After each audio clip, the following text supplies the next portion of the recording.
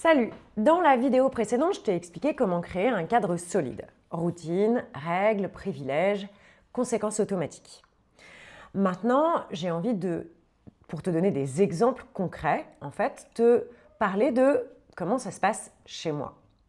Parce que pour moi aussi, c'était la même chose que toi. C'est-à-dire que pendant des années, je rentrais chez moi, j'avais envie de hurler.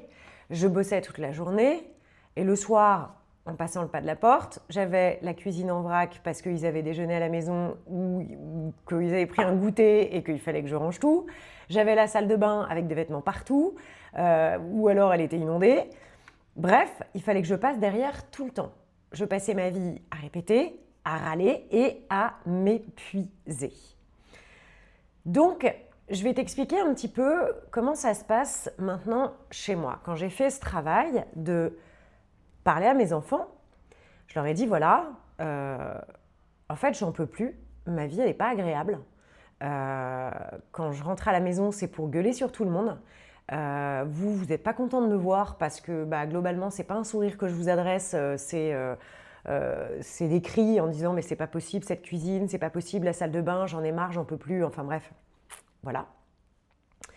Donc je les ai convoqués en leur disant que j'avais besoin que ça se passe mieux et on a ensemble mis en place un certain nombre de règles pour que ça se passe bien.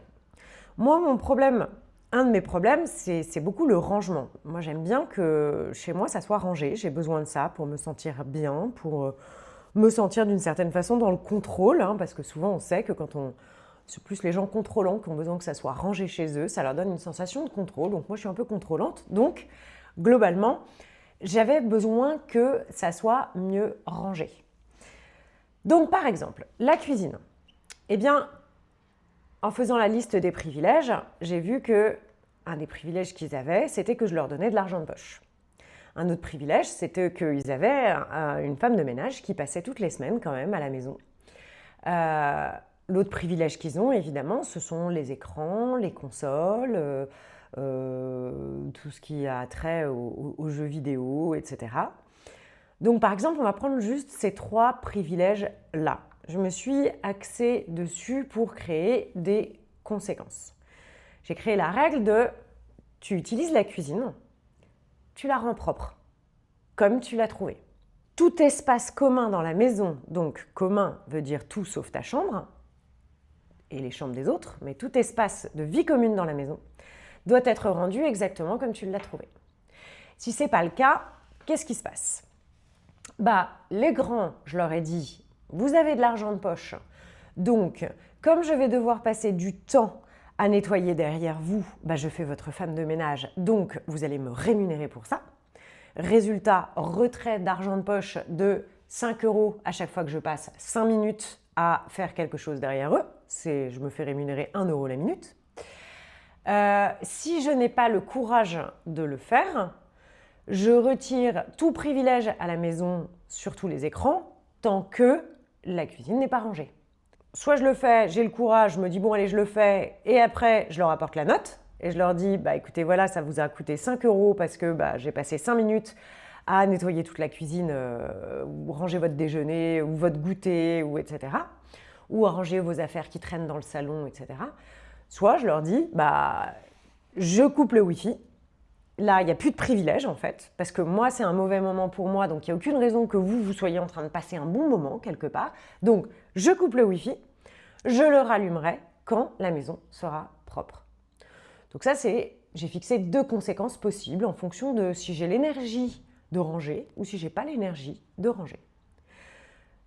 Je ne me débat plus, je ne fais plus la morale, je constate. Et surtout, je n'accepte plus de rentrer chez moi dans le bordel. Parce que ma paix mentale vaut plus qu'un plat de pâtes mal rangé.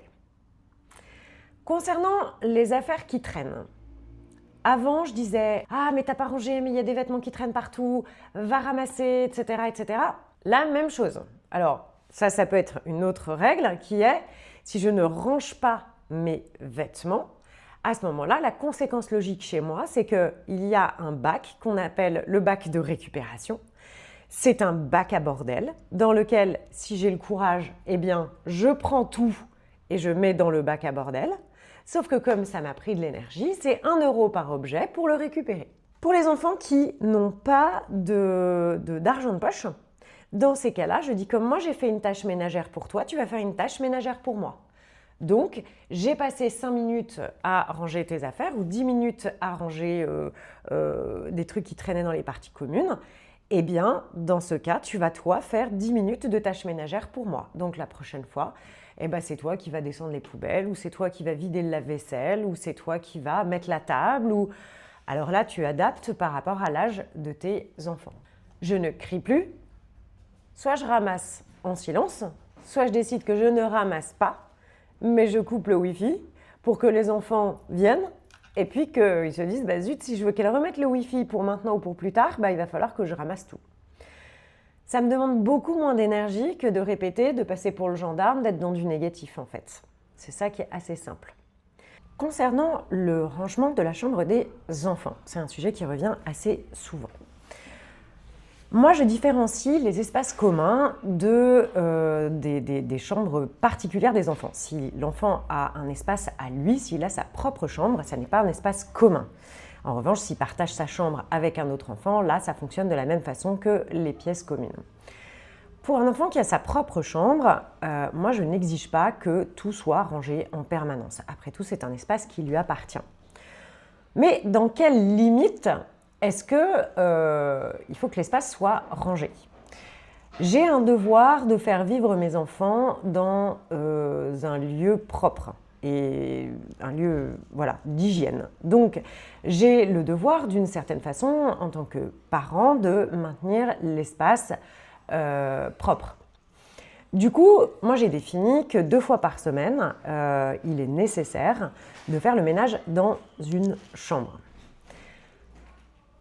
Donc, ce que je vais demander à mon enfant dans ces cas-là, c'est j'ai besoin que 2 fois par semaine, à telle heure, avant telle heure, ta chambre soit rangée parce que je fais le ménage. Et moi, je ne suis pas tenue de ramasser tes affaires. En revanche, potentiellement, oui, passer l'aspirateur et la serpillière et faire en sorte que ce soit propre et sans microbes, ça, à la limite, c'est plus ma responsabilité. Et encore, ça dépend de l'âge de l'enfant. Donc, j'ai besoin que ta chambre soit rangée 2 fois par semaine à telle heure. Si ça n'est pas fait, eh bien, forfait femme de ménage. Le temps que je vais passer à faire du ménage supplémentaire dans ta chambre qui n'était pas de ma responsabilité, tu vas me rémunérer pour ça. Ou, encore à l'inverse, tu vas faire des tâches ménagères pour moi parce que j'ai fait une tâche ménagère pour toi. Donc voilà, moi j'ai une femme de ménage qui passe 2 fois par semaine, le mercredi et le samedi. Donc avant le mercredi 14h et avant le samedi 14h, toutes les chambres doivent être rangées pour que le ménage puisse être fait. Si ce n'est pas le cas, ils payent le temps supplémentaire que la femme de ménage va passer dans leur chambre à ranger leurs affaires. Je peux vous dire que assez rapidement, les chambres sont rangées à 14h. Voilà. Pour un non-respect de la routine. Donc par exemple, ma fille de 9 ans, elle doit prendre sa douche à 19h30. Sauf que juste avant, elle a un petit dessin animé. Donc, évidemment, il est arrivé que à 19h30, en fait, elle n'a pas pris sa douche parce qu'elle est restée devant le dessin animé. Donc je répétais, je m'énervais, oui, t'as pas pris ta douche, nanana, encore une fois, etc. Puis bon, je finissais à bout. Aujourd'hui, ce que j'ai fait, c'est que les obligations passent avant les privilèges. Donc, il y a la douche à 19h. On a mis la douche à 19h au lieu de 19h30. Et si à 19h30, tu as pris ta douche, tu as le privilège. Pas l'inverse, pas le privilège et ensuite la douche. Du coup, évidemment, on n'a plus besoin de s'agiter et le système, il parle tout seul. Si elle veut pouvoir avoir son privilège des écrans à 19h30, il faut qu'elle ait pris sa douche. Si elle ne prend pas sa douche, pas de privilège, ça décale, on enlève le privilège parce que du coup, il faudra prendre la douche à 19h30. Donc ça, c'est quelque chose qui fonctionne bien aussi dans les routines. C'est s'arranger quand vous construisez la routine avec les enfants à mettre des petits privilèges après des tâches difficiles ou après des tâches que les enfants ont tendance à ne pas faire. S'il y a le privilège après, forcément, c'est plus facile. Alors vous allez me dire, oui, mais c'est comme l'âne avec la carotte et le bâton. Oui, notre cerveau fonctionne avec un système qu'on appelle le système de récompense et on travaille tous pour un privilège ou pour un salaire ou pour une récompense. Donc, oui, forcément, ça nous motive à faire les choses quand on a une récompense après et il ne faut pas se dire que c'est bête d'appliquer ce genre de choses.